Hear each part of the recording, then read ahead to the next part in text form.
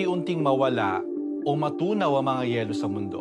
Hindi lang sa North Pole hindi lang sa Antarctica. Pati ang mga glacier sa Himalayas. Kasama ang mga yelong nakaimbak sa matataas na bundok. At pagkatapos na nangyari sa Nepal, mas madaling makita kung bakit mahalaga ang tanong na ito. Pero linawin muna natin, hindi ibig sabihin na bukas matutunaw lahat ng yelo. Ang pinag-uusapan natin ay isang hypothetical scenario. Ano ang mangyayari kung patuloy na uminit ang mundo at patuloy na mawala ang glacier at ice sheet? Una, mas magiging unstable ang ilang mountain areas. Ang glacier ay hindi simpleng malaking tipak ng yelo.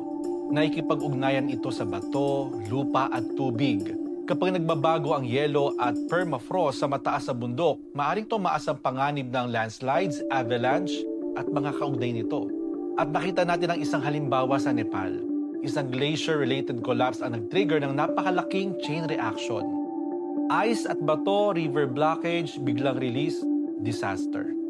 Pero may isa pang problema, ang tubig. Maraming komunidad ang umaasa sa glacier melt bilang bahagi ng kanilang freshwater supply, lalo na sa mga reyong nakapaligid sa matataas na bundok. Sa simula, maaring mas maraming tubig ang dumaloy dahil mas mabilis ang pagtunaw.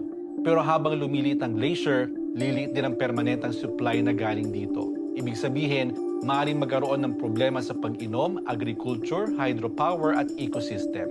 At pagkatapos, dagat naman. Kapag natutunaw ang land, ice, tulad ng glacier at ice sheets, napupunta ang tubig nito sa karagatan. Tumataas ang sea level at mas nagiging vulnerable ang mga coastal communities sa flooding at storm surges. At kung mangyari ang pinaka-extreme na senaryo, matunaw ang lahat ng glacier at ice sheet sa mundo, estimate ng mga eksperto, tataas ang sea level ng mahigit 60 meters.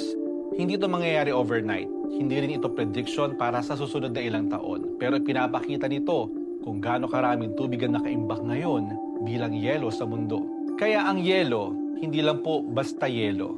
Ito ay bahagi ng sistema ng tubig ng planeta. Kapag nagbabago ito, maaring magbago ang mga ilog, bundok, freshwater supply at coastline. At ang nangyari sa Nepal ay isang paalala na ang pagbabago sa isang glacier ay maaring magkaroon ng epekto malayo sa mismong pinagmulan nito. Kaya ang tanong, paano kung ang tunay na problema ng pagkatunaw ng yelo ay hindi ang pagkawala ng yelo, kundi ang mga mangyayari pagkatapos nito? Sana po may natutuhan kayo at laging tatandaan, mapalad po ang tao na nakakasumpo ng karunungan at ang tao na nagtatamo ng kaunawaan.